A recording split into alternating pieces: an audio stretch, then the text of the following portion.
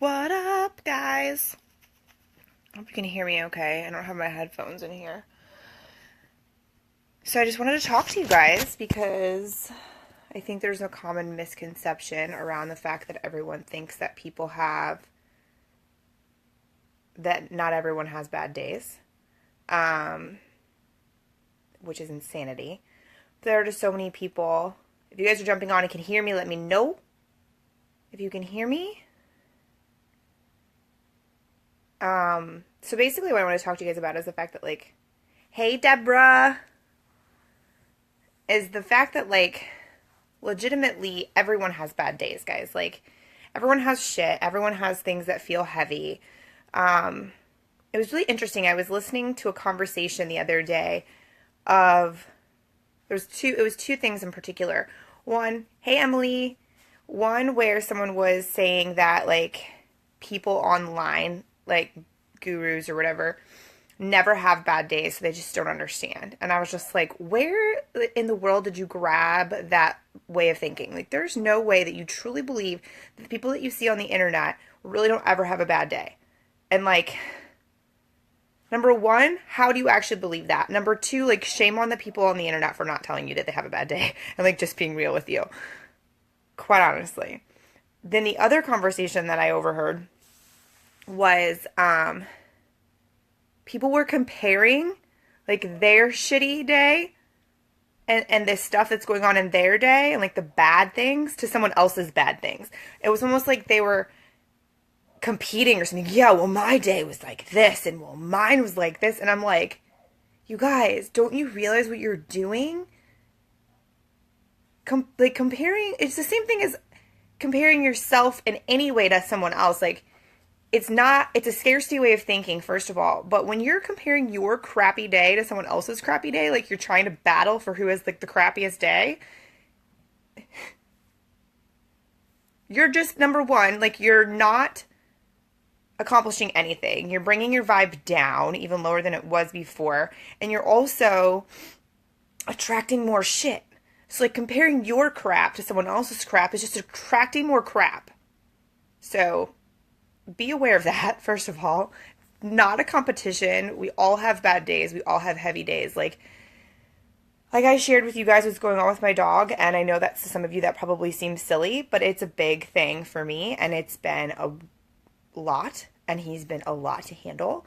And, like, we had to go back to the vet today, and they were supposed to take his stitches out, but instead they had to put more in, or his staples, because his incision's all messed up and now it's infected, and we had to go get him different medicine, and it's just like a mess. And he's so pitiful and sad, and I am trying to run a business while dealing with all of this stuff, and it's just been really heavy. And that's what I wanted to talk to you guys about. And, like, you look at these camo pants. Oh yeah, baby. I just got home it's been a hell of a day, and I just got home and got in comfy clothes and decided I'd come on and talk to you guys for a little bit. Basically, I just kind of wanted to chit chat. So if anybody has anything to say, type it on in the comments. But I just wanted to talk about that. Like, we all have days where things are heavy. Like, that's how I describe it. People are like, was it a bad day? And I'm like, I wouldn't necessarily say it was a bad day by any means. It's just was heavy. So, one of the things that a lot of people don't realize about what I do for a living is, like, while my clients' businesses are not necessarily my businesses, it's like, you know how people refer to their business as their business baby? Well, I refer to my clients' businesses are like my niece. It's like my niece and nephew, So, like, I love them and care a lot. Like, they're not in my house. I'm not waking up to them every day. I'm not sleeping, and breathing, like, feeding them every single day. But I care a lot. So it's like, when my clients' businesses are going through stuff, like, and they're feeling heavy, I feel heavy too. And hey, Jim, what's up? Thanks, Deborah. I like that analogy too. I remember I was trying to explain that to someone. They were like, why, how is it that you always seem to understand? It was one of my clients I was doing project management for. And I was like, dude, like, your business is like my niece. Like, I care. I want it to succeed. Like, when things are going wrong, I physically, like, I feel it. I give a shit. No, it's not my baby, but I still really care. So having, like, super deep in-depth conversations with people, if they're going through shit, and it's not that it makes me sad because it doesn't, but it's just heavy sometimes, and that's just reality. And so today was just one of those days. There was a lot of conversation, there was a lot of heaviness, and it's just part of it, and I embrace it. Someone's like, you just shouldn't care that much. I'm like, dude, if I didn't care that much, like, I wouldn't have the job I have. That's the whole point, is you have to care. Like, I mean, how do you not, right? At least a little. But again, it's just like perspective. Like, do you choose to allow that to make you like sad and like ruin your entire day? Or do you just like digest it and move through? You have to digest it and move through. You can't let it shut you down. Like, perspective is a really interesting thing. And it's been coming up a lot for me, especially like with what's been going on in my personal life and my personal space with the dog, and like basically being on house arrest and just dealing with a bunch of shifts and different stuff like that. Like, I could have been really upset and sad and been like, it's going to cost me $4,000 to fix this dog, and I'm going to be locked in my house for this many days and blah, blah, blah, blah, blah. And I could feel like super duper sad about that. Or I could look at it as an opportunity to utilize that time in a positive and constructive way, which is what I'm doing. And it's just definitely a perspective shift. And that's one of the most important things, is like, we all have shit, right, guys? Like, things happen. Things get thrown our way, wrenches in our plans, things that we don't necessarily want to do. It's just a matter of how you decide to handle it, right? It's how you decide to look at it. You can decide, dude, I could be mad about every single thing that happened to me today, basically, other than finding the really, really cool giant mug that I'll show you guys later that says Shine Bright on it, which was obviously made for me, that I found when I went in to get dog food after my crappy day or my hard, heavy day. Like, that would be the one bright thing. And I could choose to look at every other thing that happened as like a really terrible thing, but it doesn't have to be, right? Like, it doesn't have to be. It's a choice, guys. It's called passion about what you do. Hell yeah, Jim. Emily, I have been really trying to focus on why I get so triggered with certain things.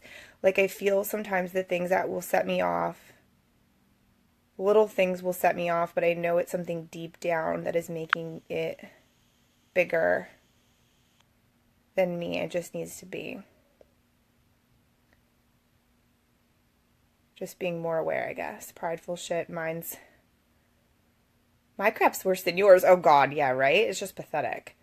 You're always given a choice on how to react. Absolutely, Jim. And like, that's the thing. I probably say the word choose and choice like 1,000+ times every single day, because it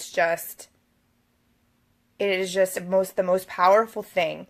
So when people are like, well, this happened and this could have happened, and what am I supposed to do? And I'm like, it's all just a choice. And they're like, what? And I'm like, yeah, I know that sounds like ridiculously simple, but that's the truth. Like, it is all just a choice. That's what it comes down to. We all have a choice. 1.5 million choices every single day. So, like, one of my also favorite things is everybody wants a different result, but they don't want to take a different action. They don't want to make a different choice. And they're like, why aren't things changing? I'm so confused. Like, why isn't this other thing happening for me? And I'm like, I wonder, because you're doing the same crap every single day and expecting a different result. Like, that's not how this works.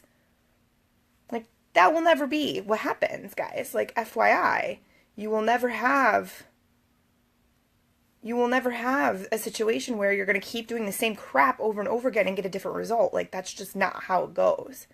You have to shift things and do things differently. Hey, Joe. Thanks for listening. I appreciate you very much. Just hanging out, chatting, right? But it's just a really interesting concept, and so that's just kind of what I wanted to talk to you guys about. Like, we all have heavy days. We all have days where there's a lot going on, and we all have days that, aren't something you want to write home about, right? Like, just stuff goes wrong. It's life. It's life. It is what it is. Brett, why are they so proud of their shit? Brett, I don't know. And that's the thing. A lot of people, well, misery loves company, okay? And so that is a big part of it. Misery loves company in a big way. So if somebody's miserable and they had a really crappy day, then it's like the first thing they do is say, well, my day was like this and this happened to me. Let's compare how crappy our lives are. Like, why? Why do you do that? Like, that's not making anyone feel better. And all the two of you are doing is attracting more crap into your space. It's crazy. What is it Sean says? It is radical change requires radical change, Jim. That has been written on my mirror for over 2 years. Radical change requires radical change. Every day that I don't want to do the crap I don't want to do, I see that. And I'm like, all right, I gotta keep pushing. Gotta keep pushing. Especially gym related stuff. I'm like, radical change requires radical change. If I want my body to change, I have to do this crap. Emily, you learn from it, move on. Absolutely, sweetie. Like, that's one thing. So the stuff that you were talking about a minute ago with the triggers, like, triggers are really interesting things. Because it's really smart when you start to recognize them and then pay attention and kind of dig a little deeper and want to know why. That's how you grow. And that's how you definitely get to the point where you're really in control of your reactions, your thought process, the way that you're intentionally living and reacting and all of those things. And I can tell you, I've been focusing in on triggers and ways of breaking those things down for years, like several years, to the point where, like, I live in a pretty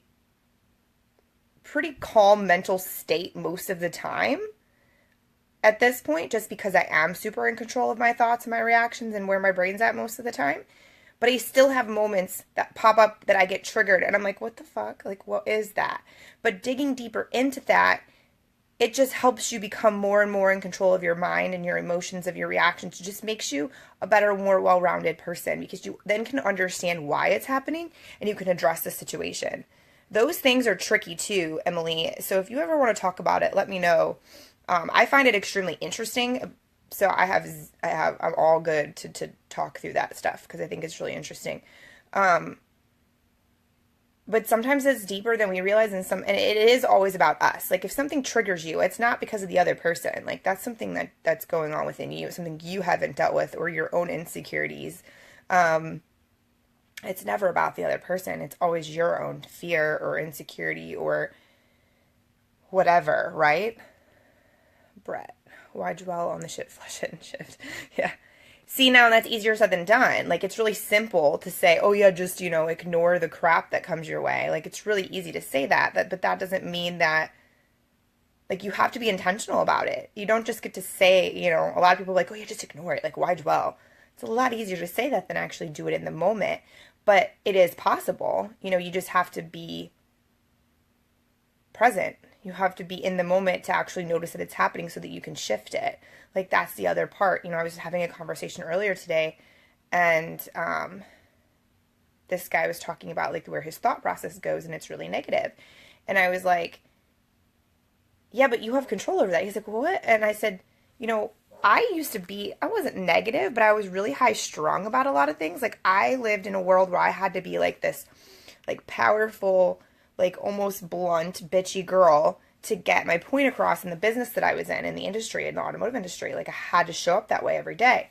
And if I didn't, sorry if that just interrupted us. My pharmacy was calling. My dog prescription's ready at the pharmacy. So if I didn't act that way, I didn't really get heard, right? I mean, I was in my early 20s working in primarily male industry where everyone was older than my dad for the most part. Like, the business owners and stuff, like, they didn't respect me, so I had to act that way. So it was really hard for me. I wanted to shift that. I didn't want to be like that anymore. Now, granted, I have it in me. Don't get me wrong. Like, if I have to snap into that mode, I absolutely can, and I will talk my way. Like, trust me, your head will spin, because I'm very good at that. But I just choose not to operate in that place anymore. And so it's intentional, though. Like, I'm in control of the way that I react and what I allow to upset me or get me triggered or whatever because of that. Because I acknowledge, like, I don't want to operate like that all the time. It's not fun. Like, it's just not where I want it to be. And so it's one of those things where I had to consciously make the mental shifts and thought process shifts, and the language had to change. Like, can't is not a word. Like, hate is not a word. Like all those things had to get out of my vocabulary so that I could really make those shifts, but it's not something that happens overnight. That's for sure. Emily, I would love to feel that's one of the next steps I need in my mindset work, personal growth. Absolutely, sweetie. I love talking about that stuff. It's really interesting. There's a lot of journaling involved usually, but just a lot of questions. Like having someone else's perspective to ask you some questions about things that triggered you. Like sometimes we don't even realize some stuff. Like, you know, subconsciously, our subconscious is an interesting, very complicated being for sure. So there's a lot of stuff hidden in there that you don't necessarily realize, and so just somebody else asking you questions sometimes helps pull that stuff out. Bob, I'm around negativity at the time in my day job. I try and tune it out, but I'd be lying if I didn't. Yeah, I mean, it's hard, Bob. It's really difficult when you're around it all the time. And so, unfortunately, the majority of the situation is like you have to either do what you can to switch like to change the situation, or you have to change your atmosphere, meaning you have to move into something else and try to put yourself in a different place. Like, I worked in a really toxic atmosphere, and I made do with it. Meaning, like, I walked around in super positive state 90% of the time, and just let a lot of that shit roll off my shoulders. But at the end of the day, when I came home, I couldn't even speak to people. Like, it took its toll, like, trying to walk around and pretend, like, and be this positive being in this super negative place took its toll in a really big way. You know, so that's really a big option there is trying to lead by example in a matter of switching the positivity instead of like trying to not let it come into your space. Like if you can lead by example with your positivity, that's definitely a way of trying. Like, I mean, for example, in the business I was in, me and then the girl at the front desk, my receptionist, like her and I were positive as fuck compared to everyone else. And it wore off a bit to other people, but it was really exhausting for her and I to hold that up, you know, but that's what we did so that we weren't miserable, you know, basically. And it was actually, now that I look back, I'm glad we did because it was definitely learning experiences for me. But you can choose to do that and try to do that if you want. But again, it is exhausting, to try to shift those things. I have like-minded people I roll with. The open office atmosphere is a drain. Yes, but luckily I am taking what I'm learning at this job and going to apply to my own business. That's a great idea, Bob. Very cool. So while you're there, make the most of it. Be present. Learn as much as you can. Take the opportunity in any point that you can to shine and be lead by example. That's one of those things. Like I have a ring that I've been wearing for like almost 3 years now, and then I also have this written on my desk. But like, be the change you want to see. I know that sounds really cheesy. People are like, be the change you want to see in this world. Yeah, okay. And I'm like, no, like that's like legit, dude. Basically. Like you can make fun all you want, but that's legit. It's the same concept of like shining your light and things like that. But the number one thing people don't recognize is when they're sitting there and they're like complaining about their circumstances or their situation, which is legit. Like that might be real situation. Like the crap that you're in is shitty, right? But like, what about looking at how you can be the change? Like, how can you lead by example? Because sitting there and doing nothing definitely isn't going to change it. Am I saying you need to, like, advocate and, like, you know, start a freaking rally? No. But you can do what you can do to try and at least inject a little positivity into this space, for sure. And it's tough. It definitely is. It's exhausting. What's up, Tanya? So... look at this I filled out. I get random journals from people as gifts a lot, which is really fun, actually.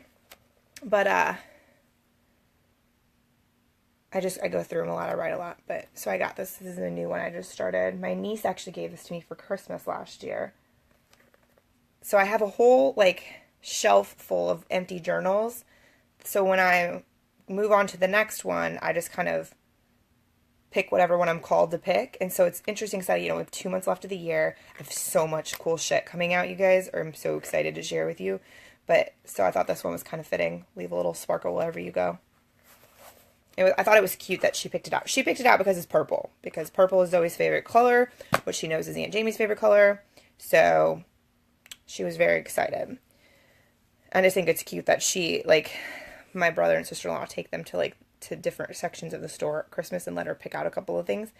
And that's what she picked out.